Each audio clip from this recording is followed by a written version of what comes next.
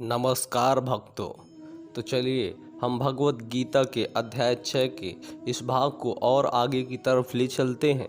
भगवत गीता के एक एक शब्दों को अपने दिल में उतारते हैं और अपने जीवन को धन्य करते हैं। तो चलिए भगवत गीता के इस श्लोक को हम शुरू करते हैं। सर्वथा भूत स्थितम यो माम भजतेक्त्वा मां स्थितः सर्वथा वर्तमानो अपि स योगी मयि वर्तते। जो योगी मुझे तथा परमात्मा को अभिन्न जानते हुए परमात्मा की भक्ति पूर्वक सेवा करता है, वह हर प्रकार से मुझ में सदैव स्थित रहता है।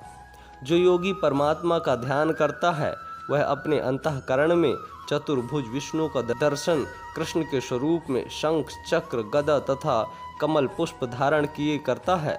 योगी को यह जानना चाहिए कि विष्णु कृष्ण से भिन्न नहीं है।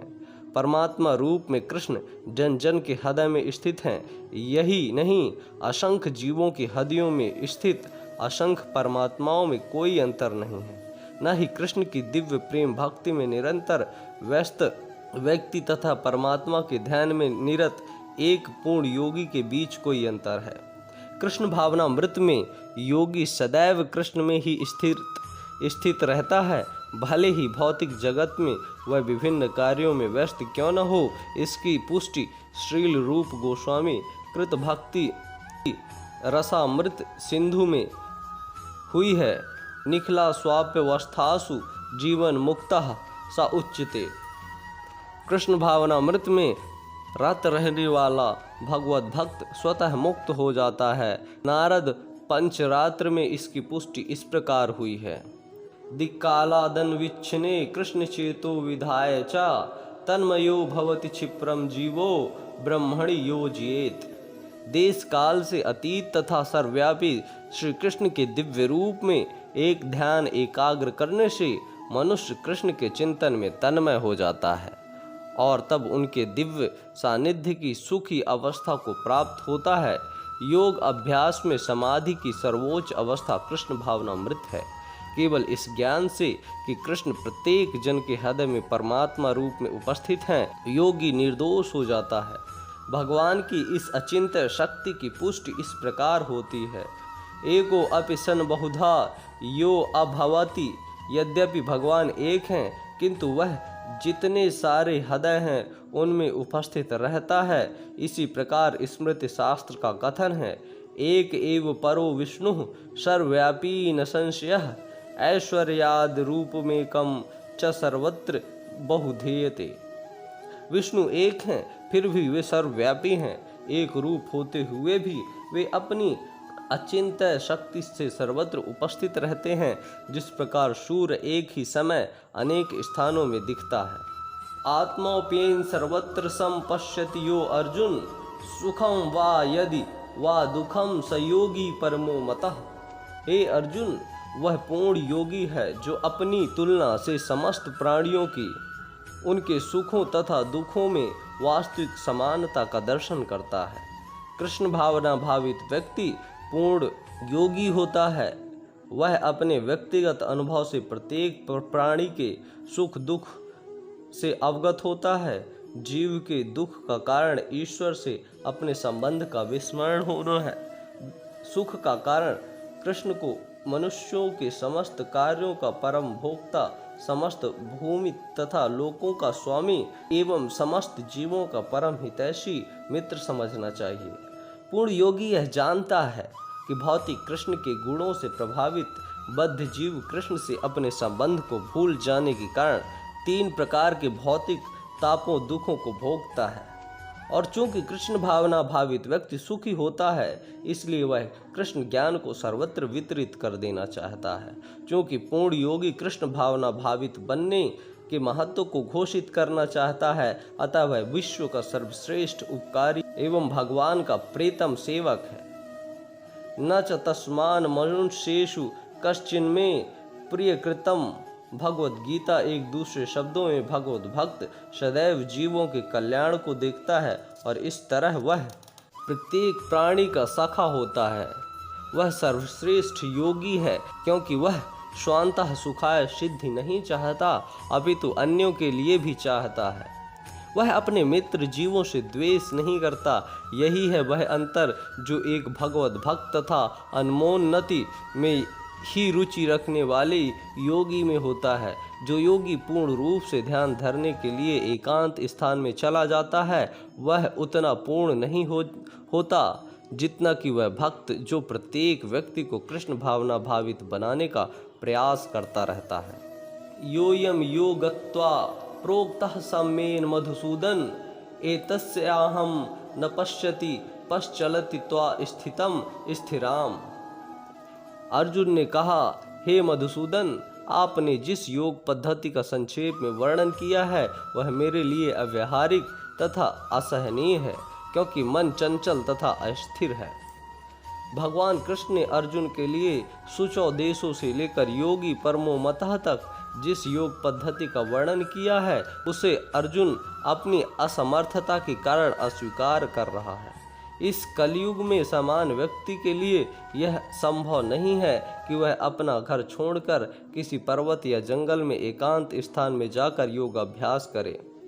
आधुनिक युग की विशेषता है कि आकल्पिक जीवन के लिए घोर संघर्ष लोग सरल व्यवहारिक साधनों से भी आत्म साक्षात्कार के लिए उत्सुक या गंभीर नहीं हैं। तो फिर इस कठिन योग पद्धति के विषय में क्या कहा जा सकता है जो जीवन शैली, आसन, विधि, स्थान के चयन तथा भौतिक व्यस्तताओं से विरक्ति का नियमन करती है।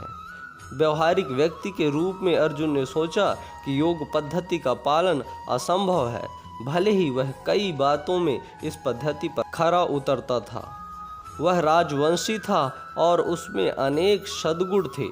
वह महान योद्धा था, वह दीर्घायु था और सबसे बड़ी बात तो यह कि वह भगवान श्री कृष्ण का घनिष्ठ मित्र था। 5000 वर्ष पूर्व अर्जुन को हमसे अधिक सुविधाएं प्राप्त थीं, तो भी उसने इस योग पद्धति को स्वीकार करने से मना कर दिया। वास्तव में इतिहास में कोई ऐसा प्रलेख प्राप्त नहीं है जिससे यह ज्ञात हो सके कि उसने कभी योग अभ्यास किया हो। अतः इस पद्धति को इस कलयुग के लिए सर्वथा दुष्कर समझना चाहिए। हाँ, कतिपय विरले व्यक्तियों के लिए यह पद्धति सुगम हो सकती है, किंतु सामान्य जनों के लिए यह असंभव प्रस्ताव है। यदि 5000 वर्ष पूर्व ऐसा था तो आधुनिक समय के लिए क्या कहना। जो लोग विभिन्न तथा कथित स्कूलों तथा समितियों के द्वारा इस योग पद्धति का अनुकरण कर रहे हैं, भले ही संतोषजनक प्रतीत हो, किंतु वे सचमुच ही अपना समय गंवा रहे हैं। वे अपने अभीष्ट लक्ष्य के प्रति सर्वथा अज्ञानी हैं। चंचलम ही मनः कृष्ण प्रमादि बलौधृणम तस्याहम निग्रहम मन्ये वयोरिव दुष्करम। हे कृष्ण, चूंकि मन चंचल, अस्थिर, उच्छृंखलम, हठीला तथा अत्यंत बलवान है, अतः मुझे इसे वश में करना वायु को वश में करने से भी अधिक कठिन लगता है। मन इतना बलवान तथा दुराग्रही है कि कभी कभी यह बुद्धि का उल्लंघन कर देता है, यद्यपि उसे बुद्धि के अधीन माना जाता है। इस व्यवहार जगत में जहाँ मनुष्य को अनेक विरोधी तत्वों से संघर्ष करना होता है, उसके लिए मन को वश में कर पाना अत्यंत कठिन होता है। कृत्रिम रूप में मनुष्य अपने मित्र तथा शत्रु दोनों के प्रति मानसिक संतुलन स्थापित कर सकता है, किंतु अंतिम रूप में कोई भी संसारी पुरुष ऐसा नहीं कर पाता, क्योंकि ऐसा कर पाना वेगान वायु को वश में करने से भी कठिन है। वैदिक साहित्य कठोपनिषद में कहा गया है, आत्मानं रथिनीं विद्धिं शरीरं रथमेव च बुद्धिं तु सारथिं विधि मनः परग्रहमेव च इंद्रियाणि हयानुहु विर्ष्यांतेषु गोचरान् आत्मेन्द्रियमनो युक्तं भोक्तेत्याहु मनीषिणः। प्रत्येक व्यक्ति इस भौतिक शरीर रूपी रथ पर आरूढ़ है और बुद्धि इसका सारथी है, मन लगाम है तथा इंद्रियां घोड़े हैं। इस प्रकार मन तथा इंद्रियों की संगति से यह आत्मा सुख या दुख का भोगता है। ऐसे बड़े बड़े चिंतकों का कहना है, यद्यपि बुद्धि को मन का नियंत्रण करना चाहिए, किंतु मन इतना प्रबल तथा हठी है कि इसे अपनी बुद्धि से भी जीत पाना कठिन हो जाता है। जिस प्रकार की अच्छी से अच्छी दवा द्वारा कभी कभी रोग वश में नहीं हो पाता, ऐसे प्रबल मन को योग अभ्यास द्वारा वश में किया जा सकता है। किंतु ऐसा अभ्यास कर पाना अर्जुन जैसे संसारी व्यक्ति के लिए कभी भी व्यवहारिक नहीं होता। तो फिर भी आधुनिक मनुष्य के संबंध में क्या कहा जाए। यहाँ पर प्रयुक्त उपमा अत्यंत उपयुक्त है। झंझावात को रोक पाना कठिन होता है और उच्छृंखलन मन को रोक पाना तो और भी कठिन है। मन को वश में रखने का सरलतम उपाय जिसे भगवान चैतन्य ने सुझाया है यह है कि समस्त दैन्यता के साथ मोक्ष के लिए हरे कृष्ण महामंत्र का कीर्तन किया जाए। विधि यह है, सवै मनः कृष्ण पदारविंदयो। मनुष्य को चाहिए कि वह अपने मन को पूर्णतया कृष्ण से लगाए, तभी मन को विचलित करने के लिए अन्य व्यस्तताएं शेष नहीं रह जाएंगी। दोस्तों, हम भगवत गीता के अध्याय 6 के भाग 6 को यहीं पे समापित करते हैं और आगे लेकर चलेंगे कल भगवत गीता के नए श्लोकों के साथ। तब तक के लिए हमें दीजिए इजाज़त और प्रेम से कहिए जय श्री कृष्ण, जय श्री राधे।